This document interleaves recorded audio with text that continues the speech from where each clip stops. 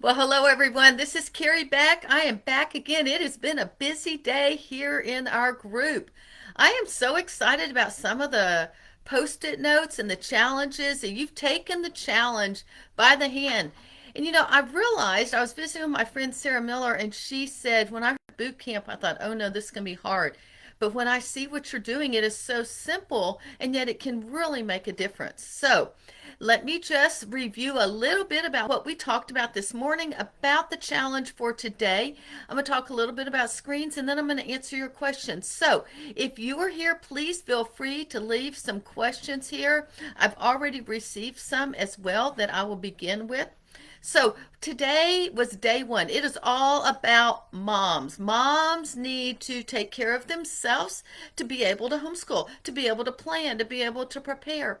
And the first thing we talked about was spending time with God. We need that spiritual foundation, the foundation in God who is sovereign and who can take care of everyone.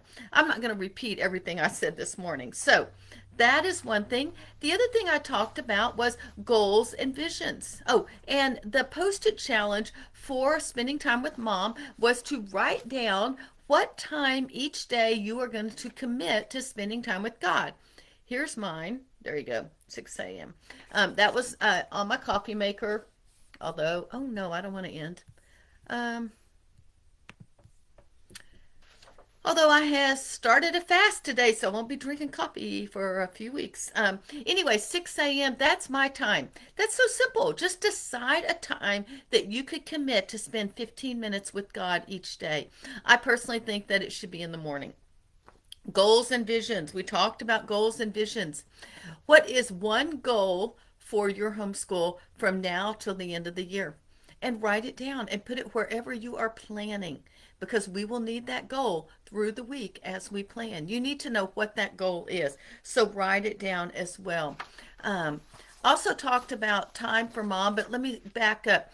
The bonus post-it is who's your accountability partner? Who will hold you accountable to spending time with God? And maybe even the goals too. But that was the bonus session, the bonus post-it. So you have 3 entries into our grand prize at the end of the week.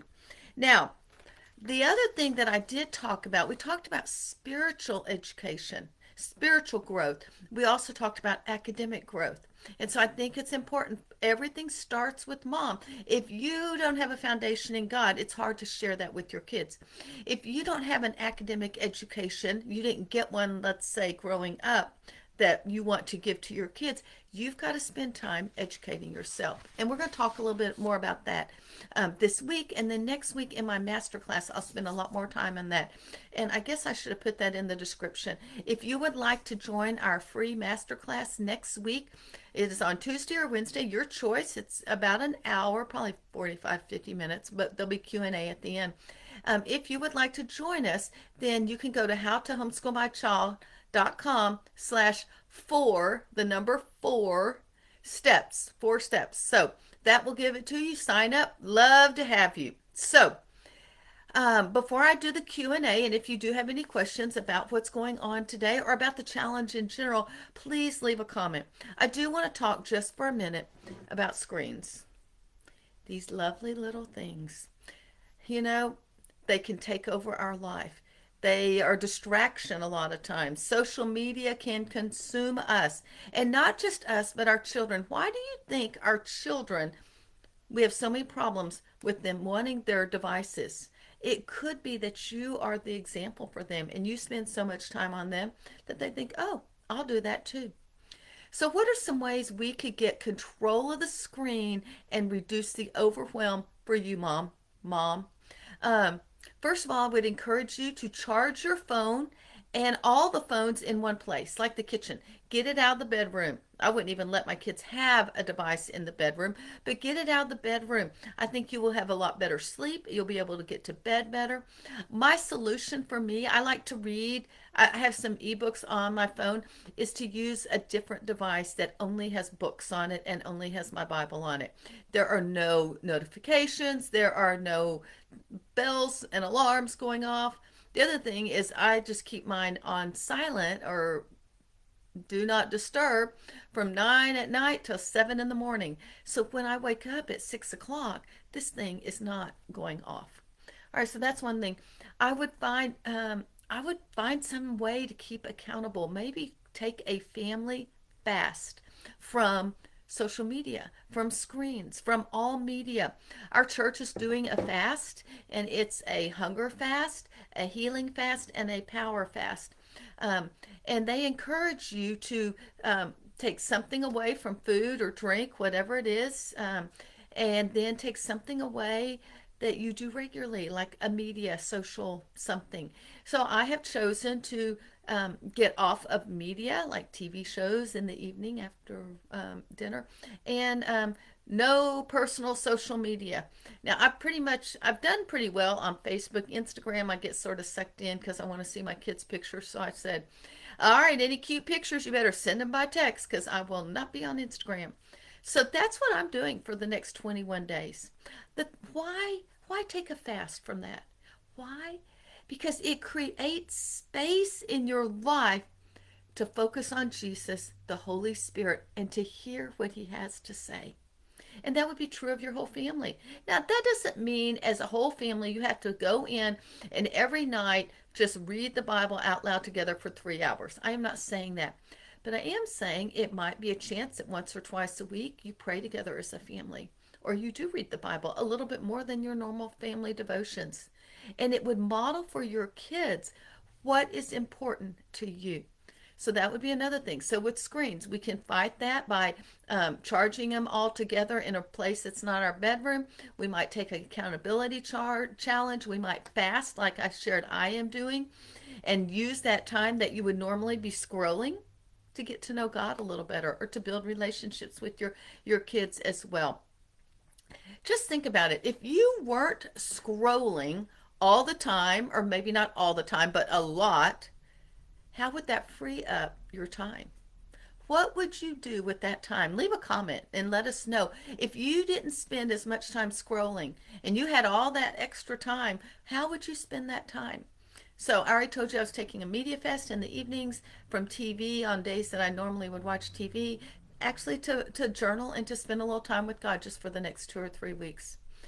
You might, here are a few things that I think of if my kids were all home. I might start my own education and just read a book in the evening. Um, or maybe I would spend more time with God, especially if I turn off the TV for just 1 week fast. What impact would this have on your kids and screens and devices and the overwhelm that you have, and all that's going on with you and the kids, and trying to motivate them to learn, if we all took a fast from screens for 1 week? Just something to think about. That doesn't have much to do with the challenge this week, but it does have something to do with moms and not being overwhelmed. Now, I do have a few questions. If you have a question, feel free to leave a comment here. We'll check those in a minute. Let me find my questions that were turned in during the day. The whole point of this in the evening is just to check back and see what questions, or if you came up with a big aha and you want to come share it, I would love that. But let me get to the questions that we have. Okay, how does setting one goal help me gain confidence? All right, that's really a good question. We'll be talking about that a little bit more tomorrow in time management. But today, one of your challenges is one goal for your homeschool. It can be as simple as working on teaching your kids to read this week, or this from now until the end of the school year. One goal for your entire homeschool. And what would that be? So when you are planning, the one thing that I think is that gives you confidence is if you are constantly taking your homeschool plans and looking at your goal and making sure that you're not throwing in a bunch of things that don't matter. That gives you confidence that you are doing what is necessary to fulfill that goal. You prayed about it, you think about it, you know what God is calling you to do. And so throughout the year, when you start feeling overwhelmed, you can go, oh, here's where I need to be. I need to stick to this one goal. Or, hey, am I doing the right activities right now? You go back to that goal and you can have confidence and say, yes, I'm doing the activities that fulfill this goal. Or maybe you're not, and maybe you need to say, I need to do a little tweaking and a little changing. So that's why I say that. Why do you think our time with God should be in the morning? I'm a night owl. That is actually a really good question. And I used to always say, whenever it is best for you, spend time with God. I will still say, whenever it is best for you, spend time with God. But what I would add to that is whatever you start your day with is most important. Now, you may not be thinking super clearly or whatever. Go get a cup of coffee, get out of bed, maybe go take a shower first, wake up, and then spend time with God. The reason is whatever you begin your day with is what is on your mind throughout the rest of the day. If you begin your day with the news and all the pandemic and all the problems and every issue there is, that's what will be on your mind. But if you begin your day with God, spending time with Him, praying and listening to Him, that will start your day off with Him. Now, you can still dive deep in the evening, but I just think it's really important. If one thing I have done is um, I do use my phone in my bedroom sometimes just to read the Bible. So that when I wake up in the middle of the night, maybe I read my Bible. Now I'm moving it to another device, but the YouVersion app is there. When I wake up first thing in the morning, usually, generally speaking, the very first thing I do is read the verse of the day on the YouVersion just to see what it says and to pray that verse for our family. And then oftentimes I am reading the Bible through the year and I will read that as well, a lot of times in bed. I'm making a few little changes because I want to read the Bible this time instead of on my device. I'm reading it here. And so I'm actually not doing it right there on the phone. I'm doing it through my Bible and then using markers to write things as God shows me. Okay, so that is one reason. So I just think it's really important that we start our day with God. All right, then the last question we got, will the boot camp videos be recorded to watch later? Yes, this video and every single one, we have one in the morning and one in the evening. Every one of them are pinned to the top of this page. And so you can always go back and watch them. They are also tagged Homeschool Boot Camp or Homeschool Planning Boot Camp. And so you can look at our topics and pick one of those topics that goes with boot camp and be able to do it. Or you can just do a search because they all say Homeschool Planning Boot Camp. You can just search boot camp here and you would get all the videos. So yes, the answer to that question is we have all the videos recorded throughout the whole week. However, I would stay up with the daily challenges. I put the challenge here for today. I'll review it before I close out. But one of the things is these are simple. Boot camp may sound like, oh, and I will change the name the next time I do this. But this very first one is what time of the day will you commit to meet with God each day? And all you have to do, if you can see this, is just put a time on a post-it and then put this post-it maybe next to your bed so you set your alarm and you're up in time, or maybe by the coffee maker or wherever you will see it on a regular basis. That's one. The next one is, and this is a bonus one, if you want to have an accountability partner to your spending time with God. And so if you are, write down who that accountability partner is. And then the third one is one goal for your homeschool. Not a gazillion, not 10. We'll talk about individual kids, but we're talking one general goal for your homeschool from now until May. We will need that goal tomorrow because we're going to talk about scheduling and time management and planning even in more detail. So today I want you to think about one goal, write it on a post-it, put it wherever you plan your homeschool. And if that gets moved around, put it on your laptop or your device or whatever it is that you use to plan your homeschool. Get that one goal so that every time you're planning, that goal is on that post-it, is sitting right there and you can remember what it is. All right, that's all the questions we have, unless, oh, here's one. Let's see. I only come to Facebook now for things like this boot camp. I understand, Joy. It is, I don't really like Facebook, but it's a tool. I was on all the time, and over this past year, reduced to under an hour and a half a week, which opened up a lot of time to do study more. This is a great testimony, Joy. Thank you so much. And you do have more time to study for yourself, one-on-one time with your son, finishing projects that have been put aside way longer than I want to admit. Thank you. I just want to say thank you for sharing that testimony. And I'm going to contact you and see if you would mind if I share that testimony. I am going to put something out about my fast. Our church went on this fast. And not all fasts are secret. Many are, their purposes, but this is a corporate fast, and the corporate fast in the Bible was not a secret. And so I would like to put it out there. If anyone would like to join me in a fast, I have two things I am fasting from. One, a Daniel fast, so that's veggies, fruit, water, nuts, legumes. Um, and so we'll see. I went to the store in between the last video and this one to go buy some more fruits and vegetables. But so that's one.